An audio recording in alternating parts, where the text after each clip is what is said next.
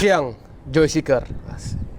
Kembali lagi bersama kami di Joy to the World. Joy to the world. Ya. Kita sudah 2 minggu liburan take karena kesibukan di bidang lain, tapi pada akhirnya kita berkesempatan kembali untuk membuka ruang diskusi ini di akhir pekan yang berbahagia ini. Kita kemarin terakhir kali interview Om Bunge. Oh iya, kita ngomongin tenis dan Om Bunge. Ternyata tentang topik tenis ini mungkin banyak banget ya yang nonton ya, banyak yang lihat. Responnya sangat cukup baik, bagus. dan termasuk video kita yang paling banyak penontonnya. Ya, video panjang yang paling banyak penontonnya lebih tepatnya, dan ternyata kan banyak orang yang punya kerinduan mendengar opini Om Bunge tentang tenis dewasa ini mungkin ya kan, karena kan beliau secara historis, secara portofolio sudah sangat signifikan sekali dalam tenis Indonesia. Udah gitu beliau juga insight-nya sangat komprehensif. Setuju. Dan mendalam, mulai dari hal yang sifatnya filosofis, pragmatis, psikologis dan lain sebagainya. Oleh karena itu kita looking forward untuk bisa interview orang-orang hebat lainnya ke depannya ya. Ya, setuju. Ada beberapa sih, tapi nanti mungkin kita akan diskusiin lagi ya. Ya, kita sudah punya beberapa list. Dan kalau Joy Seeker yang lain juga sekiranya punya rekomendasi teman-teman ataupun kenalan kolega yang memiliki kisah yang menarik yang bisa kita ajak diskusi, yang bisa memantik diskusi lebih panjang lagi, kami sangat hormati. Boleh tuliskan nanti di kolom komentar kira-kira siapa yang kita harus approach untuk kita bisa diskusi, karena ternyata ruang diskusi itu lebih berwarna kalau kita melibatkan orang lain, orang ketiga. Jadi kan kita punya warna di mana gua dan JJ yang diskusi. Setelah itu kita punya segmen di mana kita interview orang. Nanti kita punya banyak mimpi di 2025. Kita punya beberapa ide segmen yang sudah kita siapkan. Dan by the way ini gara-gara banyak yang komennya sama nih, yang ngehujat kita karena kita ngomong tentang pendapat kita sendiri dengan kata menurut gue. Nah, kayaknya menurut gue itu bakal jadi nama segmen kita mungkin. Kita akan bikin jadi segmen menurut gue. Karena sebenarnya ini juga penting ya untuk kita garis bawahi, karena banyak orang Indonesia itu gue lihat seakan-akan kalau kita itu bukan orang yang punya sertifikasi akademis di bidang tertentu, maka orang itu tidak boleh dan tidak berhak untuk berpendapat. Padahal ini kita kan demokrasi, kita bebas berpendapat apa aja ya. Betul sekali. Dan menurut gue seperti yang kita bilang di segmen sebelumnya ya, bahwa memang perlu kita itu akuntabel dalam memberikan pendapat, ya kan. Tapi di sisi lain kan indikator penguasaan suatu materi itu kan tidak hanya merupakan sertifikasi akademik.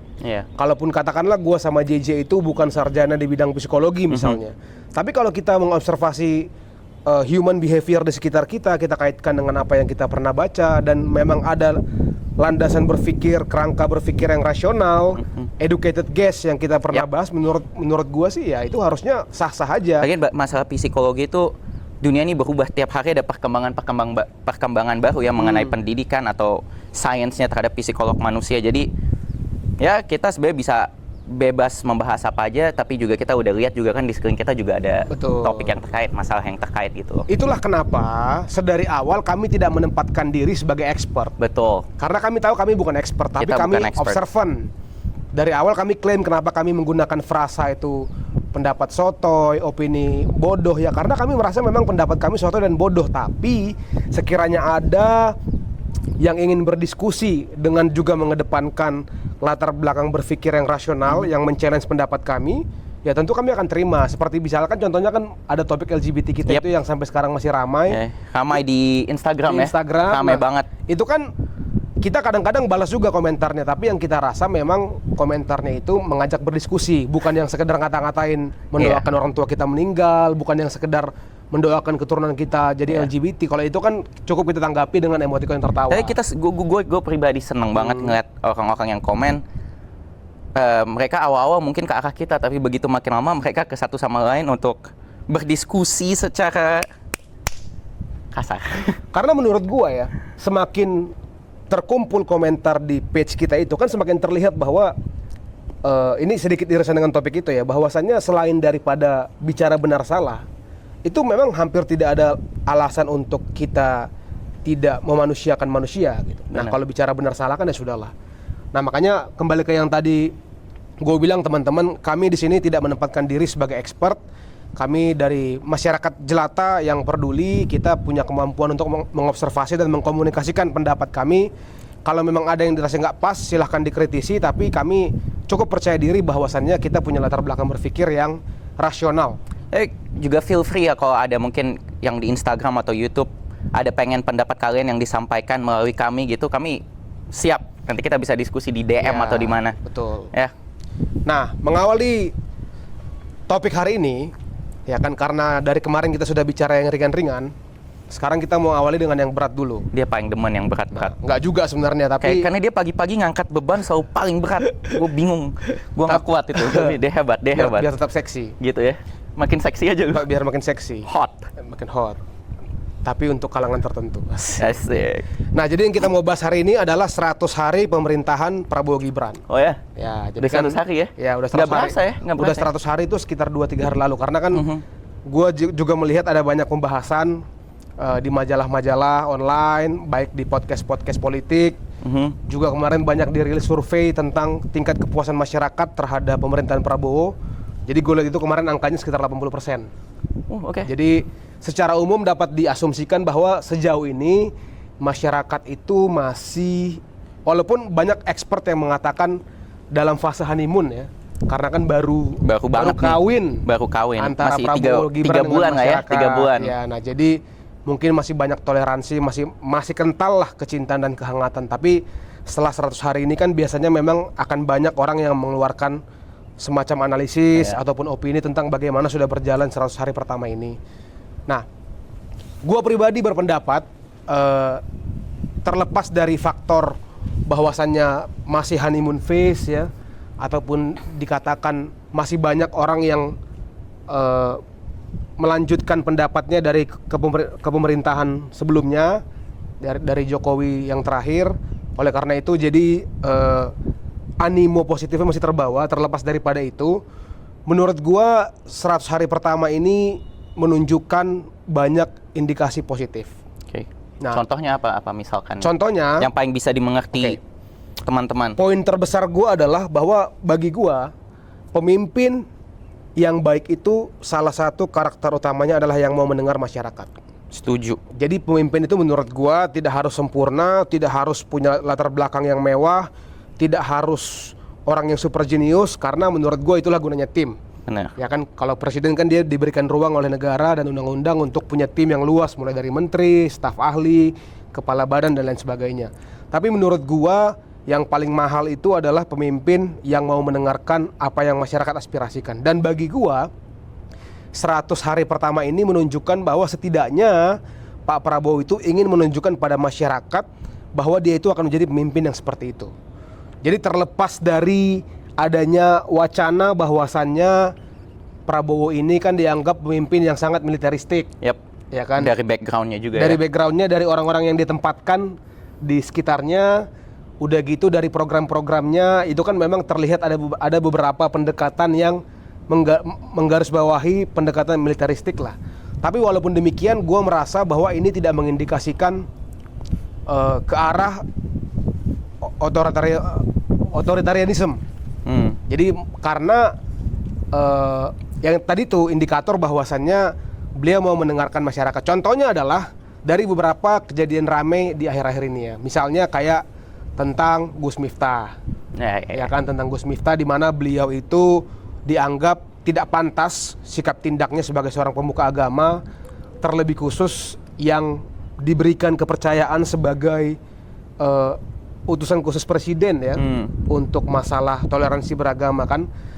Teman-teman pasti tahu lah perkara Gus Miftah kemarin rame banget soalnya, di mana ketika beliau itu dihujat karena perbuatannya, walaupun dia sudah minta maaf, pada akhirnya dia menurut pemberitaan ditegur oleh Mayor Teddy dan akhirnya mengundurkan diri. Mayor Teddy. Mengundurkan diri ini kan buat gua adalah pemecatan halus lah ya. Artinya ya pemimpin tuh pasti lebih prefer kalau bawahan yang dia pengen geser itu mengundurkan diri sendiri daripada harus dipecat. Itu yang paling elok, paling elok juga lah, paling elegan.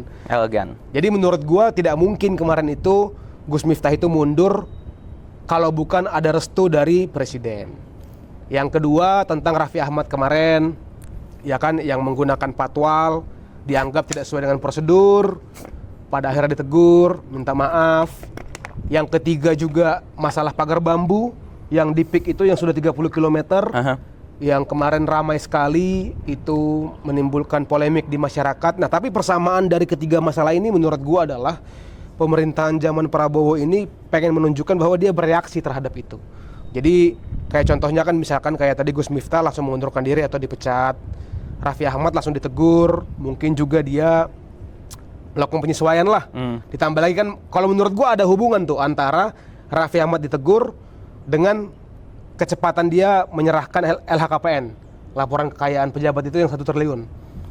Nah, jadi kan menurut gua itulah indikator-indikator bahwasannya pemerintah Prabowo ini ingin ke arah sana. Yang ketiga juga tentang pagar bambu, walaupun masalahnya sudah muncul semenjak akhir tahun lalu, tapi begitu kemarin sudah mulai lebih lengkap, mungkin faktanya pemerintah atau mungkin pemerintah sudah berkoordinasi dengan pihak-pihak terkait lah, mereka-mereka yang terlibat. Akhirnya kan dicabut satu persatu secara gradual oleh Angkatan Laut. Nah, menurut gua ini tren yang bagus, J. Jadi kalau gue tuh melihat pemerintahan dan politik itu harus seperti kalau kita mau invest saham jangka panjang, yaitu kita lihat uptrendnya seperti apa. Dan ya dengan segala kekurangannya lah ya, walaupun banyak kekurangan. Gercep juga ya. Tapi tetap dia mau gercep dan gercep. ingin memastikan bahwa dia itu tetap terlihat sebagai pemimpin yang mau dengar input dari masyarakat. Itulah yang Prabowo paling gercep. Ya. Tapi gue kalau misalkan ingat nggak waktu Jokowi terpilih lagi, atau mungkin yang pertama kali lu ingat nggak? Apa ada kesamaan atau mungkin perbedaan yang signifikan yang terlihat yang dulu yang kita rasakan? Perbedaan aja dulu dari pertama kali ya. Di periode pertama Jokowi, menurut gue perbedaan terbesarnya adalah soliditas dari DPR. Gitu ya. Jadi ketika zaman Jokowi itu kan masih banyak oposisi di DPR-nya. Sedangkan kalau zaman Pak Prabowo sekarang ini kan yang periode pertama ini di DPR itu kan cukup solid lah, yang oposisi itu cuma PDIP kalau nggak salah. Itu pun nggak oposisi banget gitu loh, oposisi yang bisa dikatakan antara setengah kaki atau seperempat kaki lah. Tahun ini lancar lah ya. Nah, jadi perbedaan paling fundamentalnya menurut gua setidaknya di 100 hari pertama itu jalannya Pak Prabowo itu lebih mulus dari Pak Jokowi. Kenapa? Gitu ya? Selain daripada yang tadi masalah DPR-nya solid, kedua kan temanya keberlanjutan. Melanjutkan Pak apa yang Prabowo sudah sekarang kan keberlanjutan dan penyempurnaan dari apa yang Pak Jokowi dulu bangun. Sedangkan dulu Pak Jokowi kan transisi dari periodenya Pak SBY ke sesuatu yang baru nih. ya, kontestasi yang kencang di antara kedua belah pihak. Udah gitu hubungannya Pak SBY dengan PDIP dalam hal ini Bu Mega pun nggak bagus. Ya. Jokowi juga bukan orang yang cukup terkenal waktu itu ya. Tidak punya trah politik, tidak punya kendaraan politik, tidak punya latar belakang politik yang hingar-bingar, tidak punya bargaining yang besar lah. Oleh karena itu kan kedudukannya dia sebagai seorang petugas partai waktu itu sangat berbeda dengan Pak Prabowo yang merupakan pemimpin partai pemenang kedua dari pemilu saat ini. Dan setelah itu, dengan periode pertama Jokowi dan periode kedua, perbedaan itu pasti cukup drastis tuh, karena banyak yang merasa ada beda banget nih dari periode pertama ketika dia mulai memimpin sama periode kedua. Banyak tiba-tiba yang against juga. Itu menurut tuh apa? Menurut gua secara umum, Boy. Secara umum? Secara umum aja nih, namanya pemerintahan di periode pertama dan periode kedua itu setidak-tidaknya ada satu perbedaan terbesar, yaitu re-election. Jadi hampir terjadi di seluruh belahan dunia yang gue lihat ya. Kalau kebijakan di periode pertama itu kemungkinan besar akan sangat populis. Karena kan dia pengen terpilih lagi. Jadi kebijakan-kebijakannya mungkin lebih mengutamakan tentang bagaimana masyarakat merespon, bagaimana dampak langsung dari kebijakannya terhadap chance dia untuk di re-elect gitu. Nah, kalau di periode kedua, gue nggak bilang bahwasannya Pak Jokowi nggak lagi mikirin masyarakat di periode kedua, karena kan pembangunan nggak berhenti. Tapi sudah pasti dikarenakan beban pemilihan ulang ini nggak ada lagi, otomatis jalannya lebih ringan. Either lebih ringan untuk memperkuat kekuasaan, atau lebih ringan untuk menyenangkan teman-teman koalisi, atau lebih ringan untuk membangun masyarakat. Itu bisa yang mana aja gitu. Tapi kan kalau kita melihat indikatornya di periode kedua kemarin pun sebenarnya masyarakat masih banyak yang cukup puas dengan Pak Jokowi. Tapi kalau menurut gua beban re-election itu juga berpengaruh bagi gua ya, bagaimana dia bersikap terhadap partainya sendiri. Jadi menurut gua kan kalau dia mau mencalonkan diri jadi presiden yang kedua kali kan harus tetap punya partai. Betul. Nah, urgensi untuk dia menjaga eh, partainya tetap memihak dia itu lebih besar di periode pertama daripada periode kedua. Jadi kesimpulannya buat gua seharusnya seorang pemimpin tuh lebih berani untuk mengambil langkah drastis yang tidak murni politik lah. Jadi semata-mata untuk kepentingan masyarakat itu setelah periode kedua. Karena kan kasarnya bisa aja dia di periode kedua tuh nggak perlu lagi mikirin tentang nanti partainya mengusung dia apa enggak atau koalisinya cukup atau enggak. Dia cukup fokus ke bagaimana di periode terakhir dia memimpin ini dia paten gitu kan.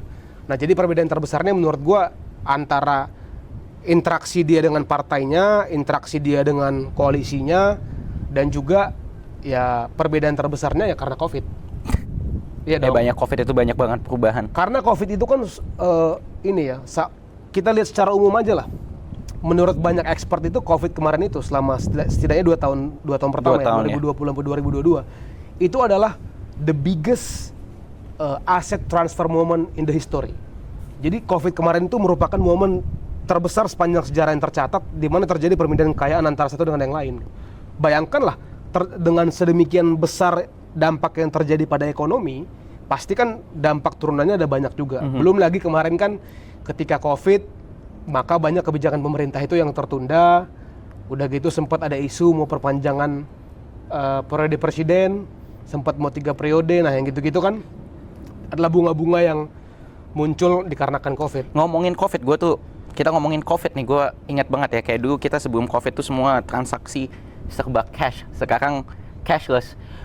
Menurut tuh COVID itu sangat berpengaruh nggak terhadap percepatan teknologi seperti yang cashless itu? Mungkin sebelum COVID sudah mereka persiapkan, tapi dengan adanya COVID, transisinya jadi lebih cepat. Nggak ada pilihan memang. Nggak ada pilihan. Memang, tapi ini sesuatu yang bagus kan? Iya, iya. Jadi ya sama halnya lah ya seperti ketika pertama kali kita mendapatkan internet gitu ya. Ketika pertama kali teknologi yang sifatnya life changing itu muncul dan mulai mainstream, ya kan? Otomatis mereka yang lambat akan tertinggal. Betul. Ini terjadi percepatan banget. Jadi apa yang tadinya lambat untuk diintegrasikan tiba-tiba kebut. Walaupun demikian, sama halnya dengan internet tadi kan tetap ini merupakan pedang bermata dua. Artinya kan namanya suatu hal yang mengkatalis perkembangan zaman itu pasti ada dampak downside-nya.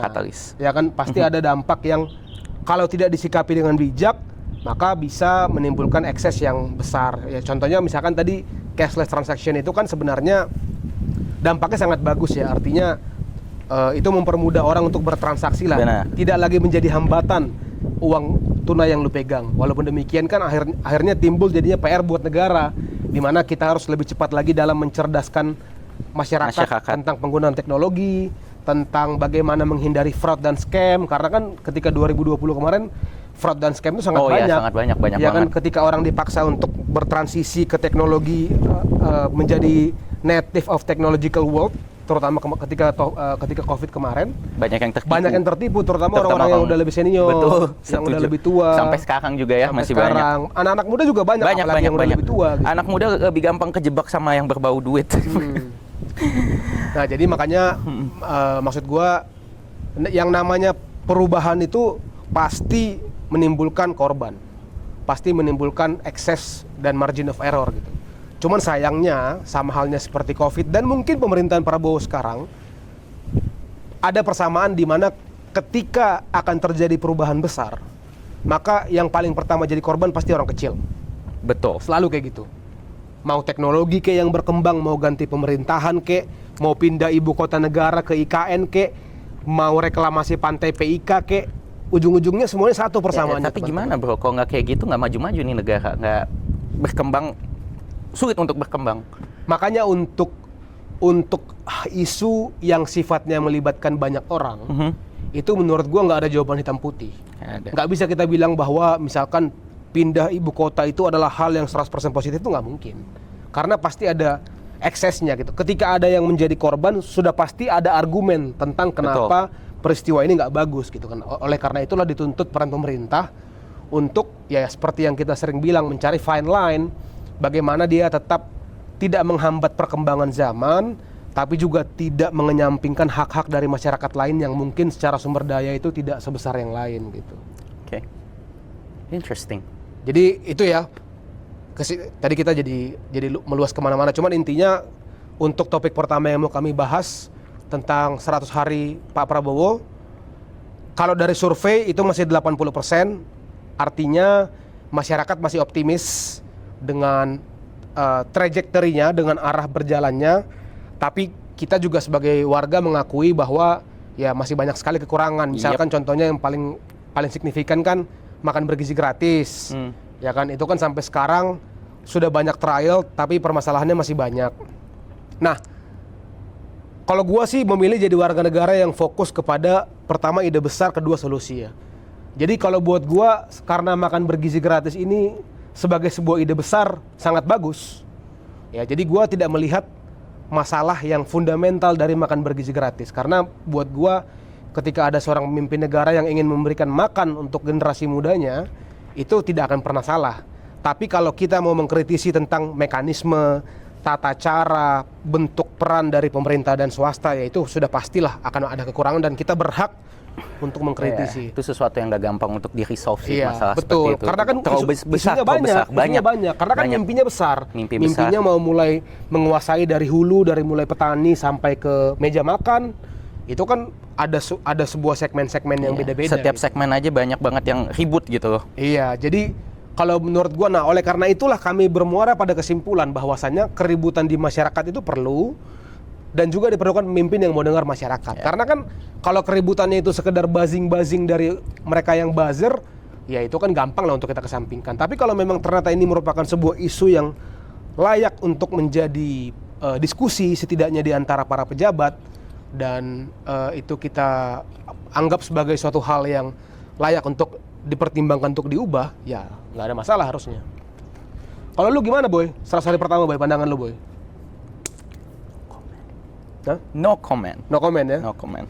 Sorry guys. Ya. Oke, karena too many. Nggak apa-apa, komen secara umum aja.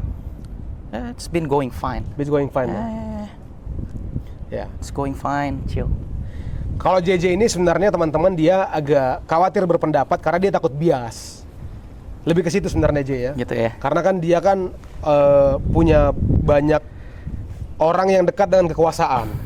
Nah, jadi terlepas dari opini dia takut bias aja sebenarnya. Jadi bukan karena dia nggak berani beropini, tapi oke lah. Yang pasti kita satu frekuensi, bahwasannya kita secara umum temanya kita masih melihat tren positif, masih sangat besar kans untuk bisa disempurnakan, dan Pak Prabowo dengan Gibran sejauh ini menunjukkan bahwa mereka adalah pemimpin yang mau menerima kritik, dan untuk gua itu yang paling penting.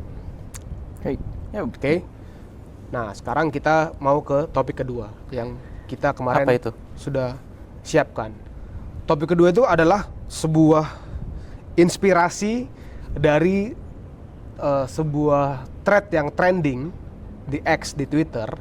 Itu kita lihat tadi itu bahkan terakhir udah hampir 20 juta view-nya. Artinya kan ini topik yang memang dirasa dekat dengan realita masyarakat. Yang ini ya, yang gue maksud itu tadi. Yang gue maksud adalah topik tentang ada seorang suami yang diklaim itu menceraikan istrinya yang secara fisik atau mungkin secara indikator-indikator duniawi itu sudah sempurna.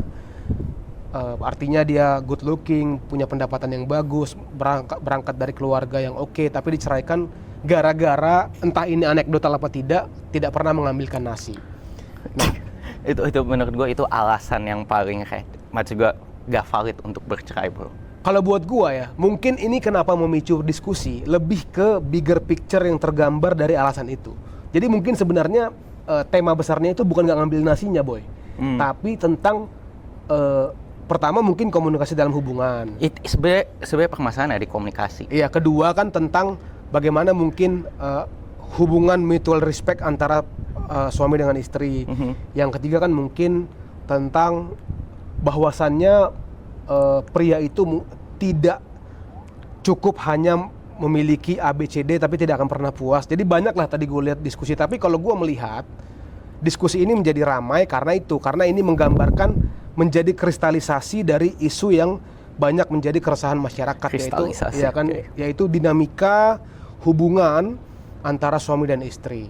Kalau menurut gue sih, dan gue sepakat dengan beberapa yang komen di konten itu ya, banyak yang bilang bahwa tidak mungkin masalahnya cuma ngambil nasi. Nggak mungkin. Ya kan, pasti itu adalah either itu menjadi katalis atau itu menjadi faktor terakhir yang membuat meledak, atau apa gitu. Atau mungkin aja yang bikin cerita itu bohong. Ya kan selalu ada dua sisi Bisa dari aja, sebuah cerita. bisa Itu aja. yang ngomong ini laki-lakinya kan. Nggak tahu ini Salah satunya. di Twitter, cuman ini kayaknya yang menceritakan ini dari perspektif temennya. Seorang teman kan. Iya, Tapi yang mengatakan bahwa dia tidak pernah diambilin nasi ini Suaminya.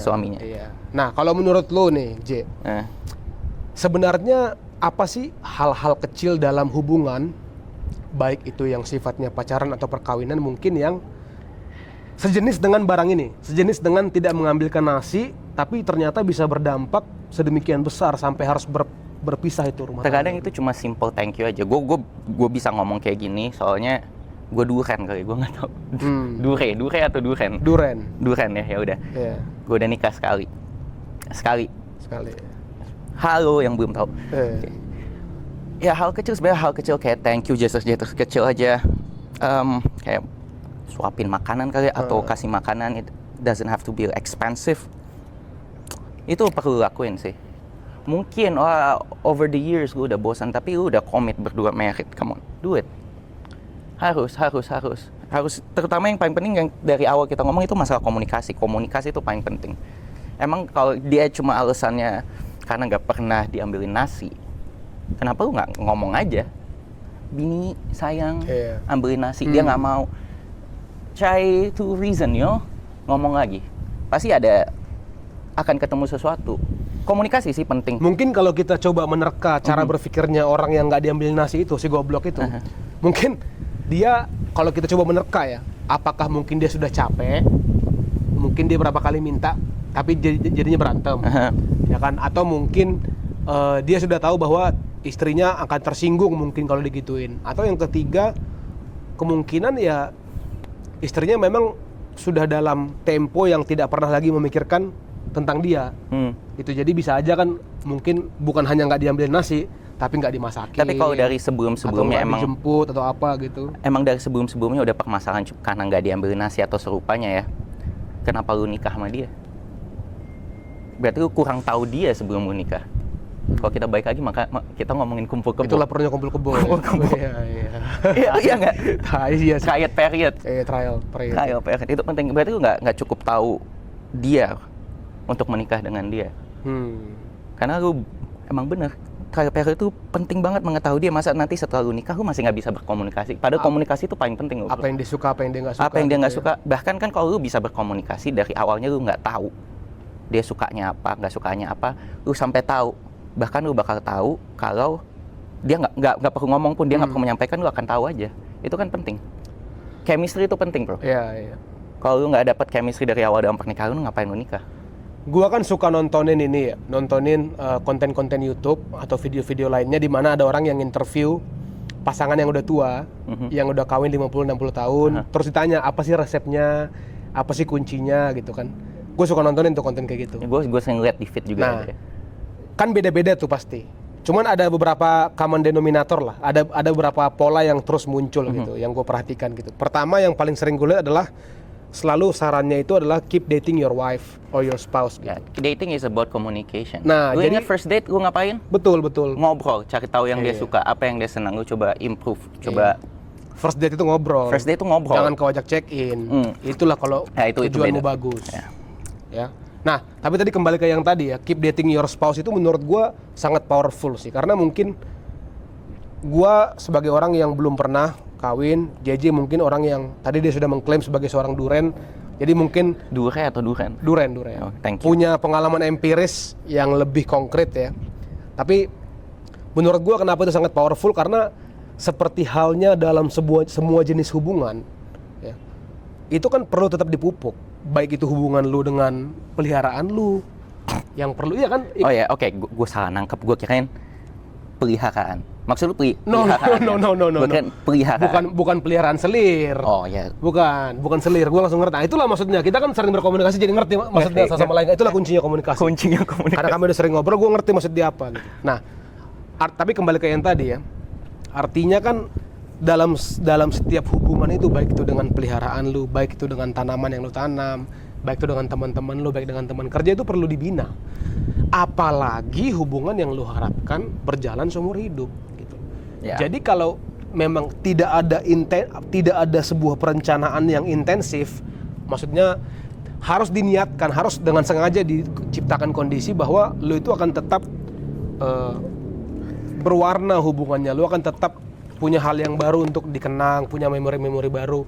Buat gua aja yang begitu mendengar penjelasan dari para orang-orang tua ini, ketika mereka ditanya tentang rahasianya, gua langsung ngerti maksudnya. Oh, itulah kenapa ini yang sering keluar. Jadi katakanlah kalau dari 100 yang gue tonton interviewnya itu setidaknya ada 60 nih yang bilang ini nih, yang bilang tentang keep dating your spouse gitu, karena kadang-kadang mirip-mirip lah begitu. Iya, yang dalam konteks yang sama lah. Karena mungkin kadang-kadang kan kita merasa bahwa ketika sudah dalam fase hai, ketika kita sudah dalam fase pernikahan, ya mungkin kita harapkan itu terjadi secara otomatis, cinta yang bertumbuh dan berkembang itu ya kan. Tapi ya kan manusia tuh nggak ada yang dalam fase statis ya, kita kan berubah terus.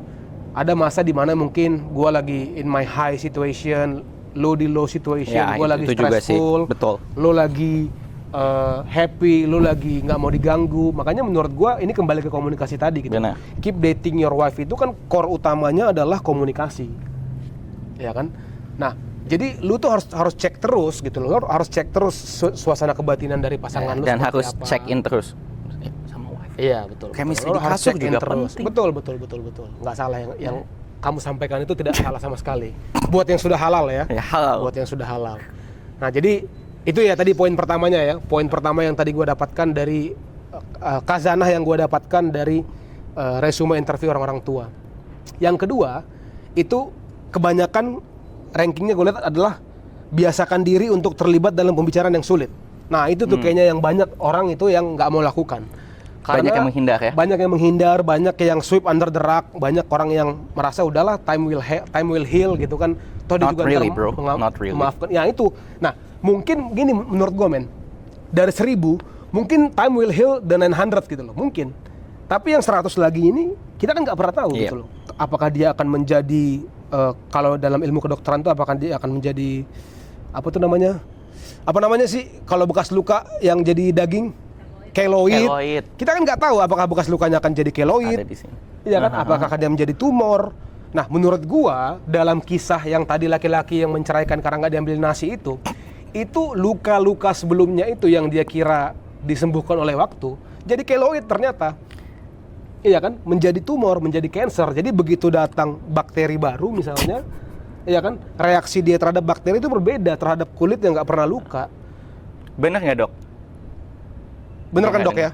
Jadi kalau keloid itu sebagai ekses dari luka yang nggak diurus kan ya? Oke lah, kita nggak ngerti masalah kita ini. nggak ngerti, Ya, tapi nggak usah teruskan. Ya udah, nggak usah teruskan, cukup. Takut kita di challenge nanti kita jadi salah ya kan? Salah. Nah, tapi intinya gitu teman-teman. Jadi poin kedua tadi adalah biasakan diri untuk terlibat dalam pembicaraan yang sulit. Either itu yang lu sukai apa enggak gitu. Nah, by the way nih, gue tiba-tiba keinget ada satu kasus yang juga rame-rame di sosmed. Jadi cewek, orang Indonesia kayaknya selebgram lumayan terkenal, cantik banget. Bukan cuma cantik secara fisik, mungkin ya udah pasti paling cantik lah. Paten lah ya. Paten banget lah. Bahkan katanya lebih paten lagi kalau dilihat langsung. Itu kan wow, biasanya orang kan di foto lebih cantik daripada fotogenik biasanya. Ini lebih lihat langsung. Background bagus banget. Tajir. Pendidikan bagus. Nikah sama laki-laki yang selevel juga. Tapi dia masih diselingkuhin si cewek ini. Laki-laki ini masih selingkuh sama orang lain. Dia udah dapat yang complete whole package juga, tetap laki-laki ini selingkuh. Terus? Mirip nggak sama yang barusan tadi? Atau beda? Tapi apa yang dicari sama laki-laki? Dia selingkuh sama perempuan, salah satu perempuan yang mungkin cantik tapi nggak secantik ini, backgroundnya nggak sebagus, dan miskin. Justru tapi kan miskin. Banyak orang selingkuh sama yang lebih jelek. Miskin juga. Iya, dan lebih kasarnya, miskin juga, iya kan? Banyak kan? Iya. Ya, menurut gua selingkuh itu kan fenomena psikologi ya. Jadi bahkan dibawa ke sekolahan anaknya sendiri. Oh iya. Kan selingkuh itu menurut gua fenomena psikologi ya. Jadi ketika kita merasa dalam suatu keadaan itu kita tidak senang dan tidak puas, either itu faktornya karena paras, penampilan, ataupun karena finansial, ataupun karena perilaku. Tapi ini udah sempurna, bro. Nah itu tadi anaknya bagus banget dari fisik, itu kan perilaku, background. Itu kan sempurna menurut kita yang tidak ngobrol dengan istrinya hari ke hari. Nah itu interesting. Nggak, makanya tadi gue bilang kenapa gue anggap itu fenomena psikologi, karena mungkin yang tercitra bagi kita sebagai pihak luar itu kan tidak yang dia rasakan hari ke hari. Kita kan mungkin hanya ngeliat istrinya seminggu sekali via Instagram, ngeliat Gitu ya. postingan-postingan. Tapi kan kita nggak lihat apakah kalau mau tidur dikecup keningnya, apakah kalau mau makan diambilin nasinya, yang gitu-gitu. Itu little things tuh. Nah, apakah ketika dia pulang kantor tuh disambut? Apakah istrinya mungkin, atau kita cobalah dari kacamata yang sebaliknya gitu. Sebaliknya. Apakah ketika istrinya sedang ngeluh kalau dia haid lagi sakit itu suaminya datang pulang bawa air kelapa, apakah dikasih kompres perutnya ketika sakit, yang gitu-gitu kan sebenarnya adalah realita yang lebih sering terjadi dibandingkan Betul. apa yang kita lihat. Makanya menurut gua kalau perselingkuhan yang terjadi hanya karena hasrat itu menurut gua simple lah ya. Itu nggak perlu kita analisis lebih dalam karena ya orang sange aja gitu. Orang lebih sange. Nah, tapi ketika menurut gua yang ribet itu seperti itu. Contoh yang lu bilang tadi, ketika kita sebagai observan ini melihat bahwa mereka ini tampak dari luar sangat ideal gitu. Tapi ternyata kan mungkin hari demi hari itu banyak interaksi-interaksi yang menjadi keloid. Gitu loh, yang tidak sembuh oleh waktu. Menurut gua sih, Analogi apalagi boleh. gini, apalagi kalau kebetulan perempuannya sial, dapat suami pasangan yang egonya sangat fragile, yang egonya itu rapuh. Itu menurut gua itu sial banget perempuan yang dapat pasangan seperti Agak berat ya, apa kayak gitu mau damai susah juga. karena gini men, karena kalau udah ego yang rapuh ditambah lagi dengan mungkin tekanan dari paradigma patriarki di negara ini, laki-laki itu kan itulah mungkin kenapa merasa kok gua nggak dihormati, kok gua tidak dilayani. Ada itu ya? Ya kan adalah kacamata agama tentang bagaimana interaksi antara suami dan istri yang ideal. Ada juga kacamata budaya ya kan. Nah, kalau dua kacamata ini ditambahkan lagi dengan elemen lain yaitu ego yang fragile, ego yang rapuh, itu menurut gua akan sangat menyedihkan. Berlaku juga untuk perempuan gitu. Kalau laki-lakinya ini kebetulan dapat perempuan yang insecure, dapat perempuan itu yang tidak mudah memaafkan, yang reaktif, itu kan sepertinya ya tidak akan bahagia gitu interaksi hari demi harinya kan. Nah makanya yang gue bilang tadi, sebagai sebuah fenomena psikologi memang sangat banyak faktornya yang bisa menyebabkan perselingkuhan itu. Tapi kuncinya kalau pendapat sotoy kami ya dari yang tadi gue lihat itu, yang dua tadi itu, bahwasanya keep dating your spouse, dan yang kedua itu ya engage in a difficult conversation consistently gitu loh, supaya lo, karena menurut gue itu idealnya dalam hubungan intim ya, itu nggak boleh ada topik yang tabu. Nggak boleh tuh ada topik komunikasi, yang tabu. kita bisa ngomong apa aja gitu kan, karena kalau sebuah topik itu sudah tabu untuk diomongin, maka lebih gampang dia menjadi keloid menurut gue gitu loh. Jadi keloid. Ketika contohnya misalkan nih teman-teman gue nih banyak ya di sekitar gue nih, ini kembali lagi ke kebiasaan kami observasi di sekitar gitu. Banyak teman-teman gue itu yang kalau nge-scroll IG ngeliat cewek-cewek seksi itu dia takut banget ketahuan sama pacarnya.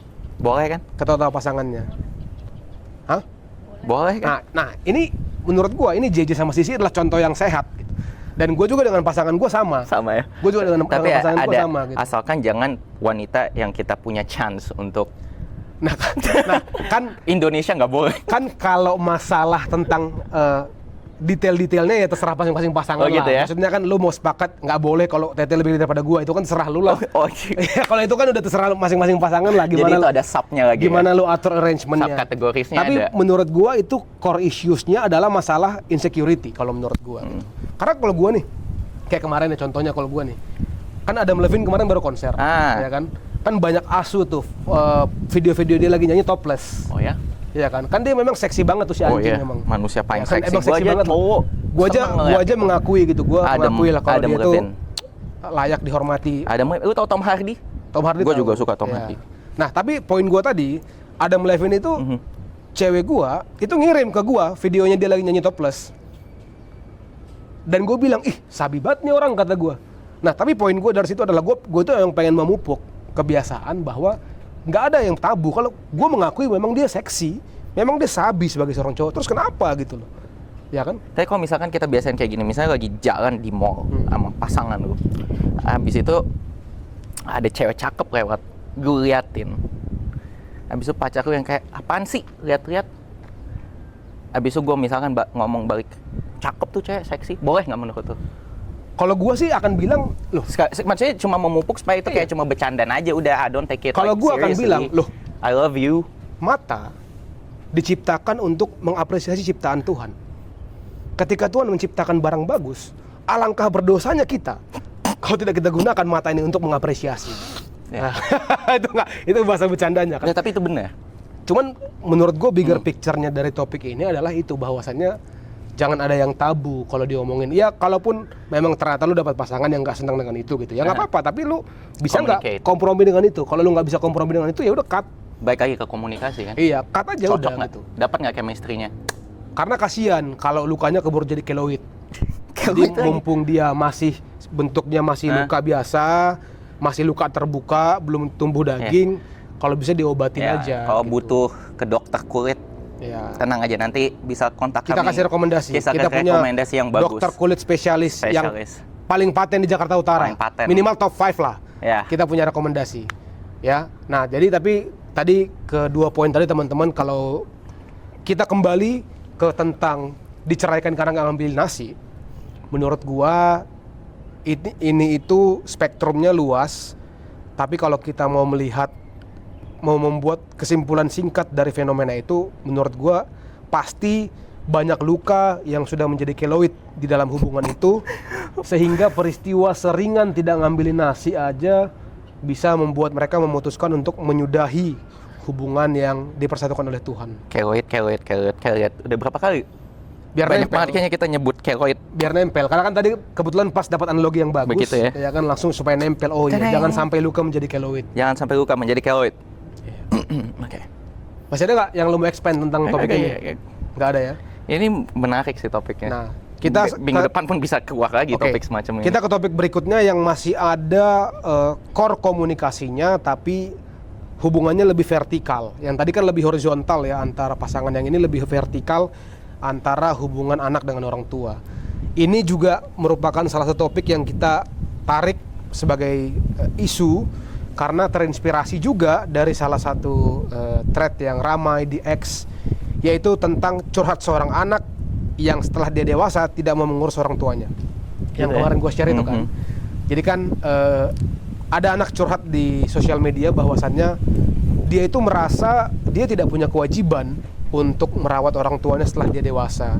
Dia merasa bahwa itu hanyalah beban yang dibebankan oleh masyarakat kepada dia, seharusnya dia itu tidak perlu melakukan itu. Nah, setelah kita coba telusuri lebih jauh ke belakang kenapa dia berpendapat seperti itu, ternyata hubungannya tidak baik dengan waktu orang dari tuanya. kecil ya, mungkin dia merasa nggak adil kali ya. Dia merasa mungkin tidak mendapatkan cinta kasih yang dia rasa dia deserve. Nah, besok kenapa gue mesti balikin cinta kasih gue ke dia kalau dia nggak pernah cintai dan kasihi gue waktu gue kecil. Sering di abuse ketika kecil, dibanding-bandingkan dengan anak-anak lain, anak-anak tetangganya, tidak pernah diberikan apresiasi atas pencapaian-pencapaiannya dan lain sebagainya gitu. Nah, ini kan topiknya menarik ya, karena menurut gua sama halnya dengan yang tadi, ini spektrumnya cukup luas topik ini.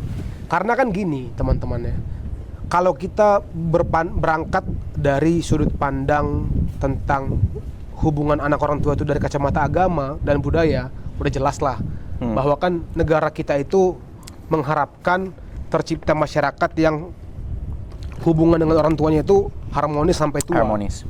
Ya kan?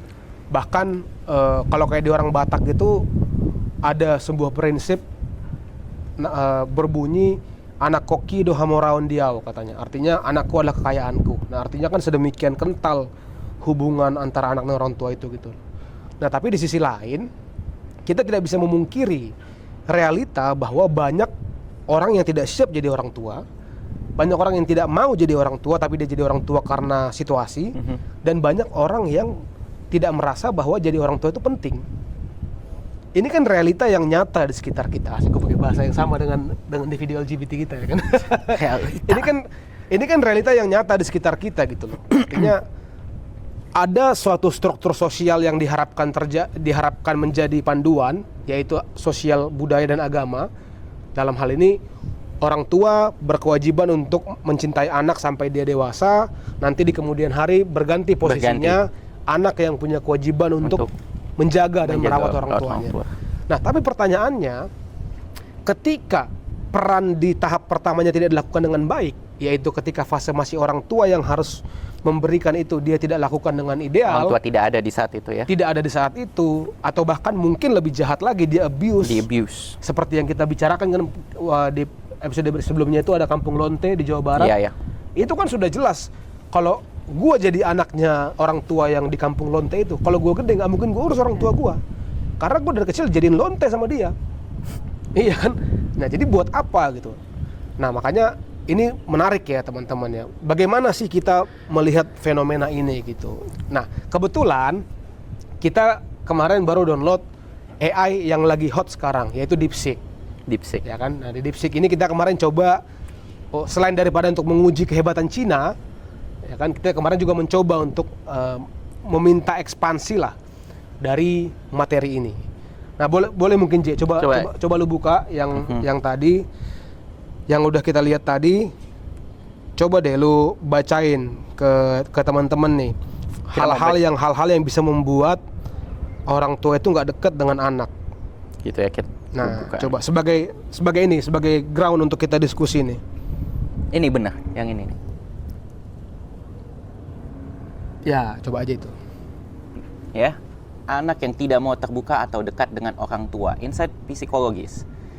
Anak yang tidak terbuka seringkali merasa tidak aman secara emosional. Ini bisa disebabkan oleh pola asuh yang tidak konsisten, ya. Ya. Seperti orang tua yang kadang suportif tapi di waktu lain sangat kritis. Ya. Ini banyak sih di Artinya lingkungan tidak gua seimbang juga. antara carrot and stick-nya ya, Iya. tidak seimbang ya, oke. Gitu. Anak mungkin merasa bahwa pendapat atau perasaan tidak dihargai sehingga mereka memilih untuk diam. Takut ya. Tidak terbiasa Tidak diajak terbiasa. ngobrol. Karena mungkin dia takut Jadi menyampaikan komunikasi sesuatu satu ya. arah gitu loh. Satu arah aja. Apa yang Iya. aku bilang harus kau dengar, itu yang menimbulkan ketakutan itu kan. Ada lagi ya, attachment theory. Teori kelekatan menjelaskan bahwa anak yang tidak dekat dengan orang tua mungkin memiliki tipe kelekatan avoidant, menghindar, di mana mereka belajar untuk tidak bergantung pada orang tua sejak kecil. Ini Dia mungkin menghindari orang tua dia dari kecil. nggak ini mau mungkin bergantung banyak gitu. terjadi karena keadaan di mana mungkin anaknya jarang diurus atau dari kecil sudah merantau. Ya. Atau sudah masuk boarding school dari dulu. Jadi karena sedari dulu dia tidak pernah bergantung pada orang tua untuk Dia periode yang terbiasa. lama, udah terbiasa dia Sendiri. tidak attach. Jadi ya hubungannya tidak sekental yang attach dari dulu gitu. Nah ini di AI ini dia juga kasih solusi, bahkan itu sama dia solusi solusinya mendalam. gimana? Ya, coba. Oke, untuk solusinya orang tua perlu belajar active listening, mendengar aktif tanpa menghakimi atau langsung memberikan solusi. Biasanya kan orang tua kalau kita belum selesaiin kata kita dia udah potong, lu harus begini, lu harus begini, lu salah langsung Lu nggak tahu apa-apa Lu nggak tahu apa-apa, gua Terus udah kalau pernah, terus gitu. kalau dulu pas gua masih kecil tuh gue ingat banget paling pamungkas dari nyokap gua, aku mengandung kau 9 bulan ya katanya. Itu udah paling pamungkas tuh. 9 bulan. Aku mengandung kau 9 bulan Siksa, katanya. lu tuh siksaan Ya. buat gua gitu. Jadi kalau dulu nyokap gua udah ngomong kayak gitu ya gua oke, my bad gitu. Mau bilang apa lagi kan? Iya. Terus Abis itu ada lagi, sama seperti di pernikahan, Ya. membangun quality time bersama. Seperti makan malam bersama atau kegiatan yang disukai anak bisa membantu memperbaiki hubungan. Dan satu lagi, jika perlu konseling keluarga bisa menjadi langkah untuk memediasi komunikasi yang rusak. Nah ini gue setuju nih, konseling juga perlu, karena kan zaman berkembang, kita nggak tahu anak zaman sekarang itu seperti apa. Orang tua tuh perlu untuk mengetahui anaknya lebih dari orang lain. jangan khawatir untuk minta bantuan ahli. Betul. Jadi nggak perlu tabu. Iya, kadang-kadang kan orang zaman dulu banyak yang bahkan sulit membedakan antara psikolog dengan psikiater gitu. Ya, Itu kan udah beda. Itu harus beda. Gua Psikiater tuh ngasih kebetulan obat. dari zaman gua SMP atau SMA gitu ya. Nyokap bokap gue itu sudah pernah berapa kali bawa gue ke psikolog. Itu tapi lebih spesifik untuk masalah minat bakat. Jadi Bakat. untuk mereka lebih tahu nih, ini anak sebenarnya secara keilmuan bakatnya Cocok di kemana, mana. minatnya di mana. Tapi kan dalam proses itu kan juga jadi ketahuan anak ini interaksinya lebih pas diginiin. Tapi itu berhasil nggak? Kalau menurut gue sangat berhasil. Karena yang waktu itu dokter ngomongin apa? Waktu itu di psikolog katanya apa nih tentang bakat tuh? Kurang lebih terbukti apa yang dia bilang. Misalkan contohnya terbukti nih, misalkan ini orang yang pandai berkomunikasi. Yap, setuju banget. Kedua, dia katakan bahwa ini orang yang nggak suka diatur-atur. Yap. Ketiga, orang yang harus diberikan kepercayaan untuk mengambil keputusan. Jadi kalau menurut orang tua gua, waktu itu hasil dari konsul ke psikolog itu membuat dia kenal lebih jauh daripada gua. Hal-hal yang dia tidak sangka atau nggak tahu tentang gua gitu. Dia jadi jauh lebih tahu. Tapi itu bagus, itu orang tua lu ambil suatu tindakan yang menurut gua Iya, bagus. jadi gua bersyukur orang tua gua itu cukup progresif lah waktu itu. Iya, ada orang tua kan yang nggak mau, dia bilang enggak, ini anak gua lebih tahu dia daripada lu. Betul. Setengah jangan dia tinggalin psikolognya. Iya, Ada yang kayak gitu kan? Betul. Jadi buat teman-teman yang sudah jadi orang tua, menurut gua boleh dikonsider untuk kalau memang butuh bantuan expert untuk bisa mengenal anaknya lebih jauh, lebih dalam, itu sangat bagus. Sebelum sampai jadi keloid. Sebelum jadi keloid, sebelum jadi dia nggak mau ngurus lu. Iya. Kalau lu udah tua, Itu kalau udah jadi sakit. keloid itu. Itu menurut gua udah bukan keloid, itu udah keloid. tumor. Udah tumor itu. Udah tumor, Udah bahkan tumor. sudah cancer gitu. Udah loh. Kalau cancer sampai gitu dia sampai pada kesimpulan gua nggak mau ngurus Ya nih. dia udah cuek, nggak ada empati, nggak ada simpati sama sekali ya. Karena kalau hubungannya itu terus berjalan dengan hangat, menurut gua ya, kalau katakanlah usia anak tuh berapa sih? 18 tahun lah katakan, 0 sampai 18 tahun. Itu waktu-waktu yang agak sulit itu. Nah, kalau selama 18 tahun itu si anak ini merasa bahwa dia diberikan cinta kasih, bahwa dia itu dihargai, bahwa dia itu dihormati sebagai seorang manusia, kita kesampingkan lah masalah menciptakan spoiled brat ya, kita kesampingkan dulu nih. Tapi rasanya itu menjadi suatu hal yang natural, adanya kerinduan buat anak itu untuk mengurus orang tuanya ketika dia rasakan itu ketika kecil, sama kayak kita lah. Iya, ya. Kami berdua ini kan kebetulan beruntung, kami berdua itu anak yang pengen mengurus orang tua sampai mereka nanti betul. berangkat ke kehidupan berikutnya gitu. Tapi kalau kesimpulan kami, karena kami merasa kami dicintai. Walaupun terkadang tough love ya. Bentuknya terserah lah. Bentuknya terserah. Masing-masing Ada, keluarga tapi- itu punya pola, punya cara gitu. Tapi yang paling penting kan membuat anak itu ngerti. Sadar bahwa ini tuh bentuk love. Mau Betul. itu tough love, mau itu soft love. dengan bahasa masing-masing ya. Nah, memang menjadi PR buat orang tua, memang menjadi tantangan lah untuk mengkomunikasikan tentang hal ini. Itulah kenapa seperti menurut AI ini juga yang ada pembahasan lainnya ya. Dia bilang pendekatan stick and carrot itu perlu. Jadi stick and carrot itu kan artinya ranting dengan wortel. Ini adalah analogi untuk menggambarkan bahwa reward and punishment, pujian dan kritik itu harus berjalan dengan seimbang gitu. Tidak boleh kita itu hanya mengkritik terus, tidak boleh kita hanya memuji terus. Betul. Nanti kalau kita puji terus dia jadi spoiled brat. Jadi kalau emang ada yang salah, ya harus diberitahu bahwa itu salah. Yang tidak baik diberitahu itu tidak baik. Ini tadi ada Harus dididik lah. Ada yang lain nih. Apalagi Untuk topik yang tadi, dampak pada kehidupan dewasa ya. Dampak pada kehidupan dewasa ketika dia tidak dekat dengan orang tua. Ini ternyata ini interesting, bro. Iya, Ini masih interesting. panjang. 1. Sulit membangun hubungan romantis yang sehat karena takut kehilangan atau tidak percaya pada orang lain. Jadi komitmen issue. Ya. Ya kan? Yang kedua, cenderung memilih pasangan atau teman yang mirip dengan orang tua, baik secara positif maupun negatif, sebagai bentuk usaha menyembuhkan luka masa kecil. Nah, inilah Daddy issue, mommy issue. termasuk diantaranya kan itu gitu. Makanya benar. ini adalah fenomena yang sebenarnya tanpa AI bilang pun kita bisa mencerna secara logika gitu loh, bahwasannya ya ketika lo itu dari kecil tidak mendapatkan sesuatu, Lo maka akan nyari itu ya. rasanya lo akan wajar lo mencari itu. Kan makanya ada banyak juga yang bilang bahwa love language lo ketika lo sudah tua itu adalah bentuk yang lo paling minim. Ketika pas lo masih kecil. Kalau yang pas masih kecil tuh lo sangat jarang difasilitasi, sangat jarang disuapi, maka lo akan mencari act of service. Ketika masih kecil itu adalah orang yang lebih sering dihardik, jarang diapresiasi oleh orang tua lo, maka lo akan mencari pasangan yang bisa itu istilahnya word of affirmation. Nah, jadi itulah pentingnya. Jadi kalau menurut gua ini penting bukan hanya untuk mereka yang sudah jadi orang tua gitu ya, tapi juga bagi mereka yang membina hubungan dengan siapapun. Tapi inilah studi case-nya, kebetulan dalam hal ini tergambar dari contoh yang tadi, bahwasannya ada fenomena anak tidak mau mengurus orang tua. Tapi ini kan keloid yang timbul dari hubungan yang terbangun secara panjang gitu loh. Ketika tadi kita bilang panjang ketika kita bilang bahwasannya anaknya itu ginilah, coba ya.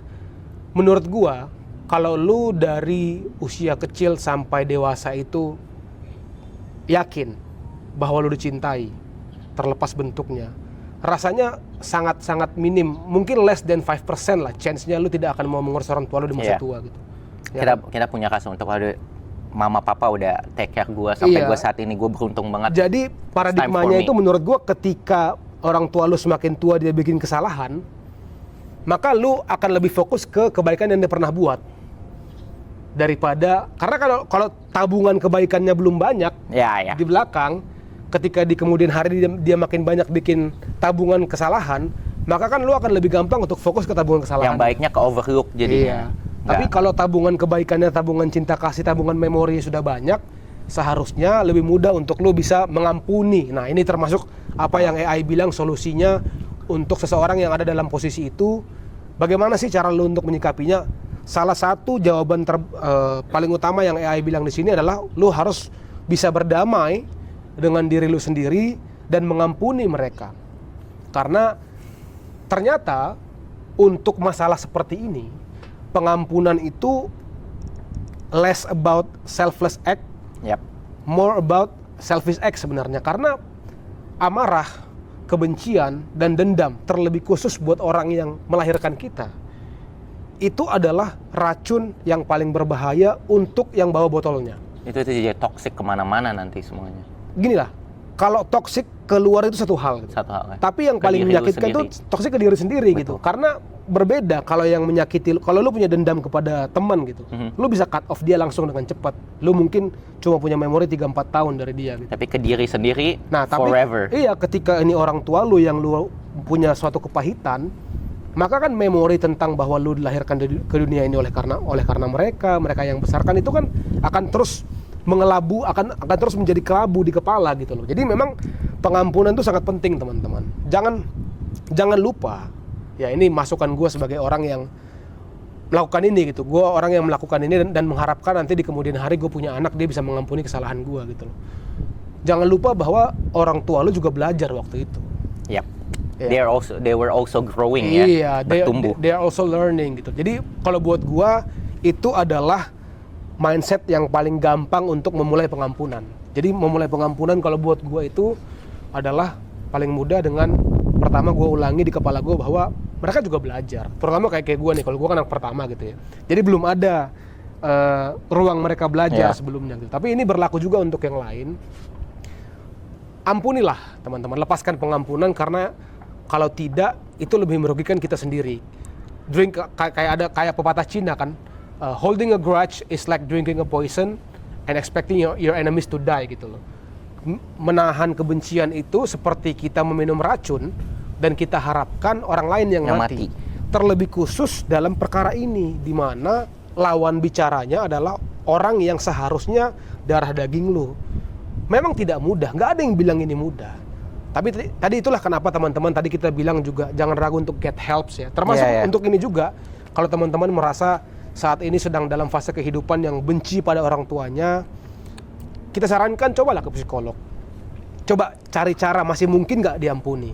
Karena menurut gua harusnya 95% tuh masih bisa diampuni lah, masih bisa kita bangun lagi. Terlebih khusus kalau orang tuanya juga pengen hal yang sama. Ya, itu lebih bagus lagi. Ya kan? Akan berbeda kalau harus dicoba. Akan berbeda kalau pertama orang tua sudah meninggal, kedua orang tuanya nggak pengen punya hubungan. Nah kalau itu ya sudahlah, kau cut aja si anjing itu gitu loh. Memang udah nggak penting ada dia dalam hidupmu gitu ya kan. Nah tapi kalau lu sekarang coba deh, lu take a step back, assess your condition gitu ya. Lu cek keadaan lu, apakah lu dalam keadaan ini, keadaan di mana lu punya sebuah keloid terhadap orang tua lu.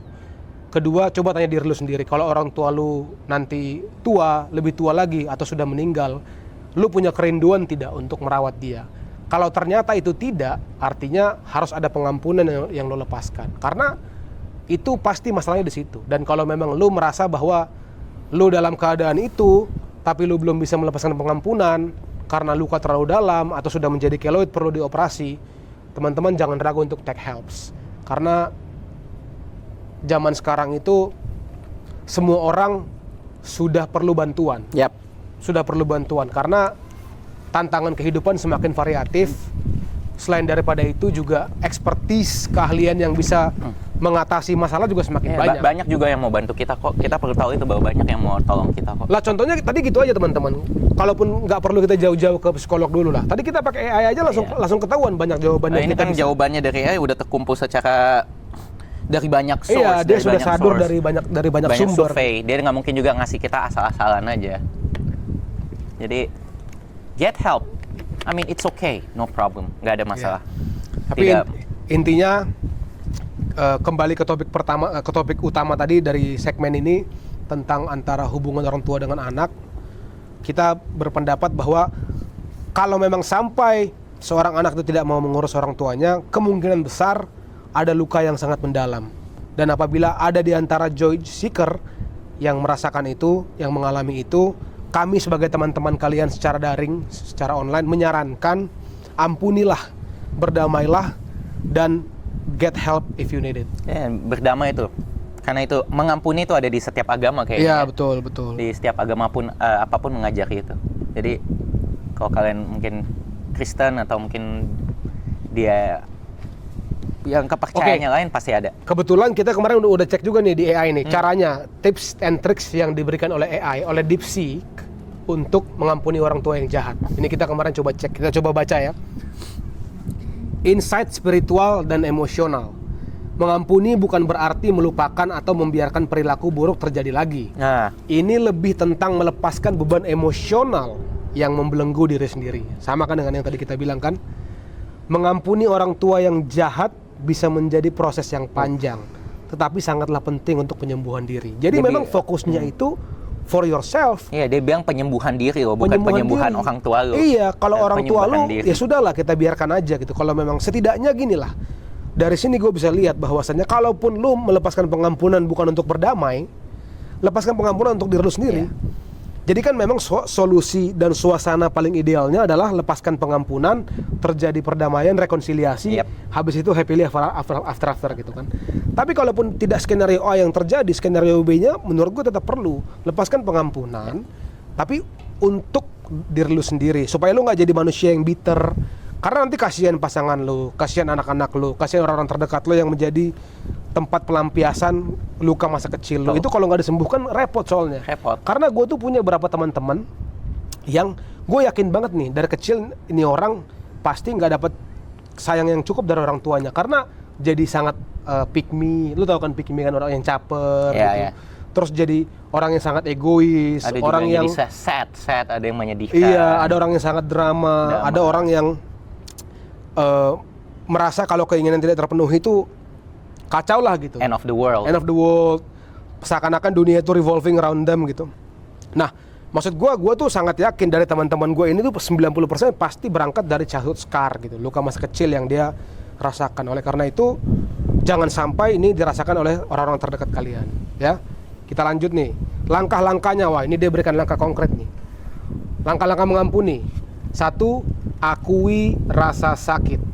Terima bahwa Anda terluka dan tidak apa-apa untuk merasa Acceptance marah ya, atau gitu ya. kecewa. Acceptance, ya kan. Nanti kalau teman-teman tertarik, coba baca tentang 5 Phases of Grief ya. Yep. Itu menarik tuh di internet. Ini ada 5 pas lagi. Kedua, pahami konteks. Coba lihat dari sudut pandang orang tua. Mungkin mereka juga korban dari pola asuh yang Ya. buruk atau tekanan hidup. Nah, ini juga Setuju. penting nih. Setuju.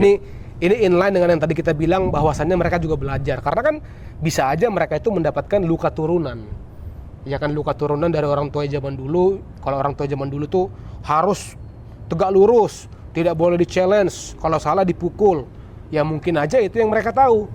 Jadi ketika dia menghadapi lu sebagai seorang anak, dia terapkan hal yang sama. Mungkin dia kira dengan cara yang dia dapatkan dulu, orang tua lu bisa berdikari sekarang, bisa jadi orang yang hidup. Nah mungkin dia kira bahwasannya hanya dengan cara itulah orang itu bisa sukses. Yang mungkin kadang-kadang orang tua itu lupa, atau mungkin dia tidak sempat cek di internet bahwasannya kan ada banyak jalan menuju Roma. Betul. Ya kan, nggak ada rumus exact tentang bagaimana kita mencapai suatu titik dalam hidup ini. Banyak Kalau pintunya. banyak pintunya, banyak path-nya, banyak tantangannya. Jadi kembali ke komunikasi tadi, kalau teman-teman menghadapi itu, disampaikan aja kepada significant others-nya atau orang tuanya bahwasannya ya ini cara yang gua prefer gitu. Yang ketiga, lepaskan ekspektasi. Iya. Berhenti berharap orang tua akan berubah atau minta maaf. Ini penting banget. Karena orang kita nggak bisa expect untuk Fokus pada diri mengubah orang. sendiri, apa yang Anda bisa kendalikan. Nah, kadang-kadang kan orang itu kayak gini ya, Boy. Kayak orang putus itu pengen pasangannya minta maaf untuk mencari closure gitu kan. Closure, gue butuh closure nih, gue butuh ngobrol terakhir. Atau kalau berantem sama orang tua, ya gue pengen dia minta maaf karena dia salah gitu. Gue pengen dengar di kuping gue, dia harus minta maaf. Kalau itu bisa terjadi sangat ideal, teman-teman. Ya.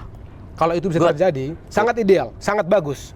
Good for you, congratulations. Selamat. Tapi kalau tidak, artinya kan kita menggantungkan kebahagiaan kita seumur hidup terhadap diskresi orang lain gitu loh. Atau terhadap kemauan orang lain. Kalau orangnya nggak mau gimana? Apa kita mau terus membawa luka ini? Kan kasihan nanti anak-anak lo, kasihan pasangan-pasangan lo, teman-teman lo. Jadi ampuni, tapi jangan buat ekspektasi di mana harus ada satu hal yang dia lakukan supaya kamu bisa memaafkan gitu. Harus fokus pada diri sendiri aja gitu. Memang gue sering banget tuh denger tuh, pokoknya gue nggak mau tahu dia harus minta maaf sama gue. Kalau enggak gue nggak akan maafin ya. Oke. Secara konsep itu nggak ada masalah. Tapi kalau kita sedang bicara dalam koridor ini, koridor di mana kita mau bicara lepaskan pengampunan itu sangat tidak sehat. Bahkan diakui oleh AI. Oke? AI.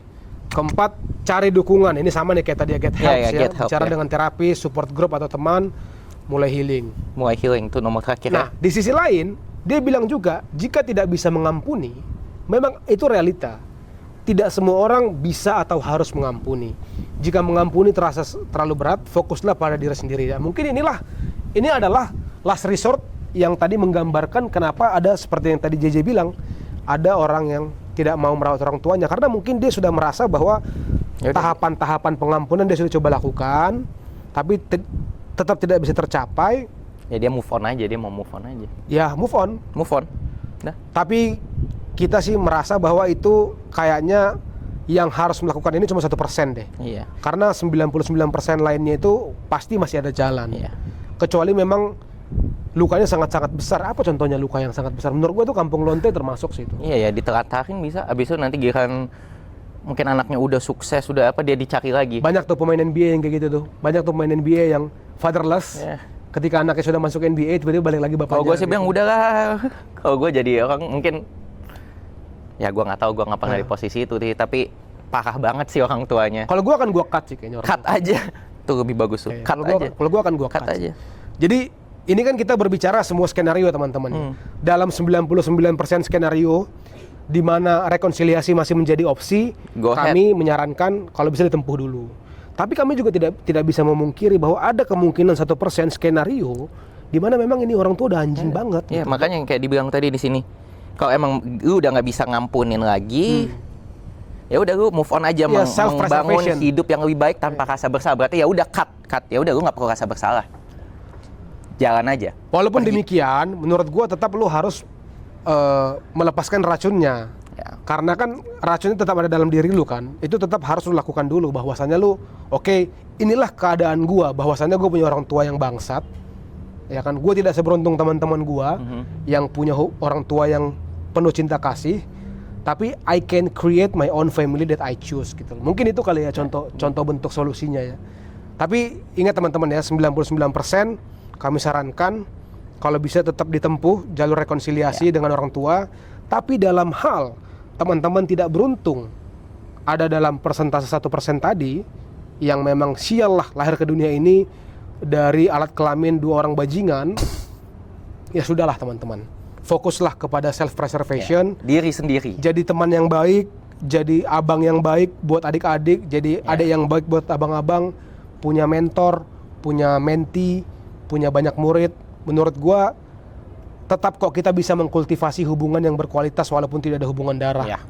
Walaupun blood thicker than water, tapi banyak kok orang yang hubungan interpersonalnya dengan yang bukan keluarga itu lebih bagus daripada yang sama keluarga. Oke? Jadi rubrik opini kami hari ini tentang itu teman-teman, 3 topik tadi. Masih ada yang mau expand, Je? Menurut gua cukup mungkin ya. Sudah cukup ya tadi. Ya, Coba ini tadi masih ada nggak yang belum? Hubungan anak dan orang tua ya. Tapi topiknya bagus, kita ngomongin tadi ternyata nyambung juga setelah kita bahas tuh, nyambung dari sesama pasangan ke orang tua. Ujung-ujungnya nih komunikasi juga ya, banyak ya, berperan sangat penting. Memang hubungan personal tuh memang itu sih goalnya ya. Jadi mendengar untuk mengerti. Iya. Bukan mendengar untuk menjawab. Dan kita nggak bisa expect orang untuk berubah. Betul. Karena lu tidak mudah untuk merubah orang, bahkan mungkin hampir nggak bisa merubah orang. Tapi lu bisa untuk mengubah diri lu sendiri, itu lebih memungkinkan. Jadi kemarin pas banget nih, terakhir ya teman-teman ya. Terakhir kemarin tuh gua nonton podcastnya Tony Robbins, kalau teman-teman tahu. Tony Robbins tahu kan? Seorang the biggest life coach in the world lah. Dia bilang bahwa antara motivasi dengan perubahan itu sebenarnya tidak selalu linear. Tapi kalau mau berubah itu itu cara paling signifikannya adalah bagaimana kita menggaris-luruskan antara apa yang kita pengen capai dan apa yang kita suka lakukan. Nah, jadi lu harus mau dulu berubah gitu loh. Lu harus kalau perubahan itu tidak muncul dari apa yang lu suka atau kerinduan lu pribadi, Sulit. maka sebesar apapun motivasi eksternalnya itu tidak akan konsisten. Jadi dengan cara yang lu suka, dengan apa yang lu suka, Ya, tapi perubahan ketika itu lu lebih coba bagus. align, ketika lu coba luruskan antara kemana lu pengen berangkat dan cara menuju ke sana itu melakukannya dengan hal yang lu suka, itu kemungkinan besar akan terjadi perubahan yang lu inginkan. Jadi tadi dari poin JJ tadi itu, bahasa simpelnya adalah berubah itu harus dari keinginan. Teorinya banyak, tapi apakah lu merasa bahwa lu memiliki versi yang lebih baik daripada diri lu sebelumnya? Kalau buat gua sih, motivasi terbesar gua untuk terus berubah dan berkembang adalah gua pengen mencapai the best version of myself misalnya. Best version ini kan bisa beda-beda tiap orang kan. Ada yang pengen berubah karena dia menyesal telah menyakiti anaknya, mungkin buat teman-teman yang udah jadi orang tua nih ya.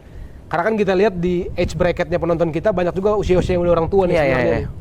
Nah, buat yang udah jadi orang tua, kalau memang pengen merasa berubah menjadi orang tua yang lebih care sama anak, yang lebih bisa dekat, yang lebih bisa mengasihi, ya lu harus align dulu bagaimana caranya. Misalkan contohnya yang gue kebayang nih, lu punya isu lu sebagai bapak nih ya, nggak dekat dengan anak lu, tapi lu pengen spend more time with your son gitu loh. Itu jadi premisnya lu merasa nggak deket sama anak lu. Kedua, premis berikutnya adalah lu punya kerinduan untuk pengen deket sama dia. Premis ketiga adalah lu hobi olahraga. Kan kalau dari 3 premis ini kita sintesis, kita gabungkan, artinya kan lu bisa akan dekat dengan anak lu kalau lu ajak dia olahraga. Itu kan, jadi kan letakkan dia di hobi lu gitu loh. Nah, jadi ada tadi komponen yang lu suka, komponen keinginan berubah, komponen motivasi, dan komponen starting point gitu. Jadi itulah pentingnya kita untuk menganalisis diri kita sendiri dulu. Yang kita untuk tahu dulu masalah kita di mana, kita tahu starting point kita di mana, kita tahu kita pengen kemana. Udah gitu kita menggunakan tools yang kita miliki. Tapi tools menurut Tony Robbins yang gue tangkep yang paling efektif adalah hal yang lu suka, hal yang memang lu rasa penting dalam hidup lu. Gitu. Oke? Oke. That was good, man. Thank you guys. Asik. Thank you guys. Bye.